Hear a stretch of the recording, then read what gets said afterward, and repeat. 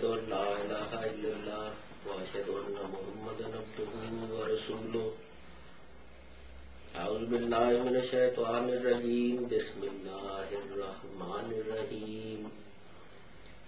One of the distinguishing features of Ahmadiyya movement from other Muslims is our emphasis on prayers.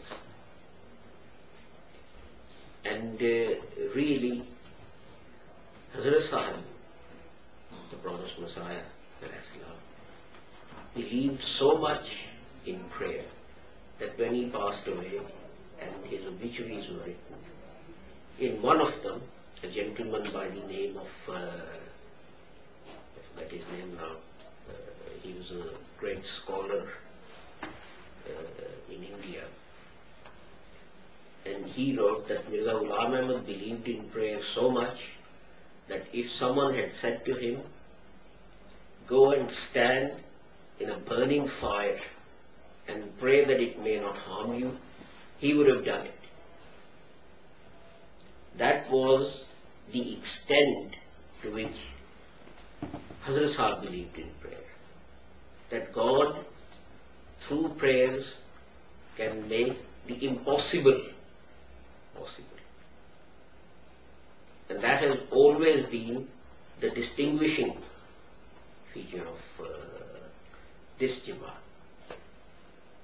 I mean, if you look at it, a man who didn't go to any school, he didn't go to any madrasa, there was no dastar bandi, he didn't have any certificates, he didn't have Maulvi Fazil and Munshi Fazil and all these Fazils.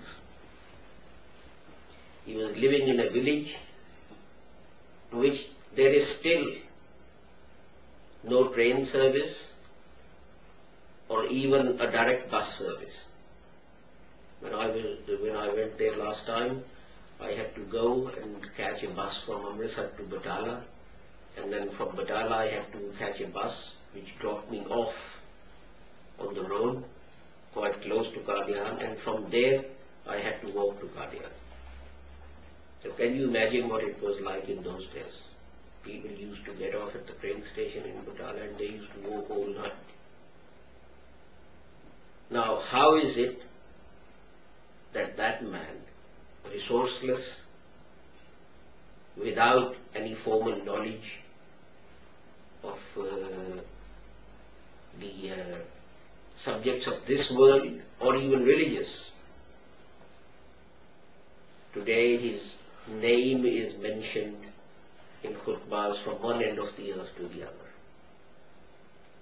It was through his insistence on prayer. That pray that God may make Islam to predominate. And predominance of Islam is directly linked to establishing the claim of the promised Messiah. And the reason is this, that only that picture of Islam is going to be successful that he presented to this world. And we have seen with our own eyes these days the things that he said 100 years ago. Muslims are coming to those things. But the thing is, Hazrat Sahib said those things because they were in line with the Holy Quran, because that was what the Islamic teaching was.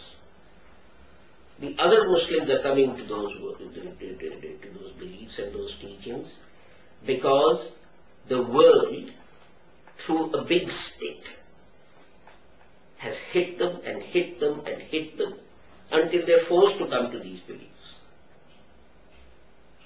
We know the concept of jihad. And we've been called kafirs because of what Hazrat Sahib said about jihad and in connection with the British and so on. And about a month ago in the Jung, a scholar said, we have presented fatwas from books of our elders in India that at that time jihad against the British was not allowed. But if your own scholars were saying that, Why were you calling Mirza Ghulam Ahmad a kafir? He was saying exactly the same thing. And that's the second difference between Ahmadis and other Muslims. Our Islam is the same. Whether you're in India, whether you're in Pakistan, whether you're in America, whether you're in China, our Islam is the same. Our teaching is the same, our beliefs are the same. What we say here, we will go out and we'll say that. But with other Muslims, Islam seems to be very flexible. It seems to change.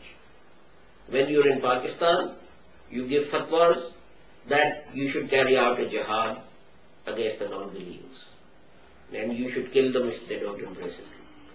When you come to England, suddenly that Islam changes, and Islam, that is not Islamic teaching. Well, are there two Qurans? Are there two gods? Were there two Prophet Muhammads? Because these teachings are diametrically opposed to each other. Either you believe one thing about the jihad, or you believe another.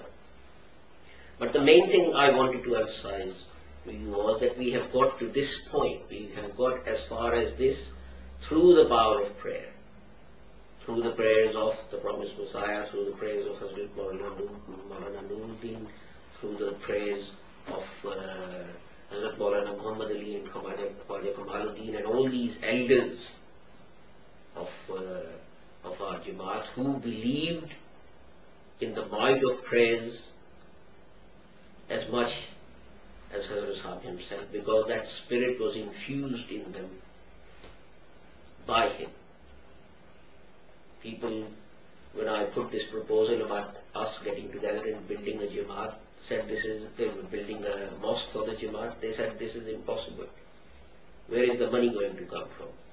I said to them, what's the point of praying for something that is possible? Pray for things which are impossible so that when they come true, it proves God's glory and His might. And He is being able to achieve anything. If Hazrat Sahib can believe and pray so fervently that if you'd asked him to go and stand in a burning fire and pray to God that it does not harm him, he would have done it. We should have at least as much faith in that power of prayer. So next to our resolve, let's bow down, because Ramadan is a month in which prayers are especially accepted, especially for good causes. That God may give us, out of His bounty, somehow, the strength and the resources to build these mosques. Many of our dear and elder members of Jamaat have passed away, waiting for our own Jamaat to be built. Let it not be said that we too passed away without at least making an effort in this direction.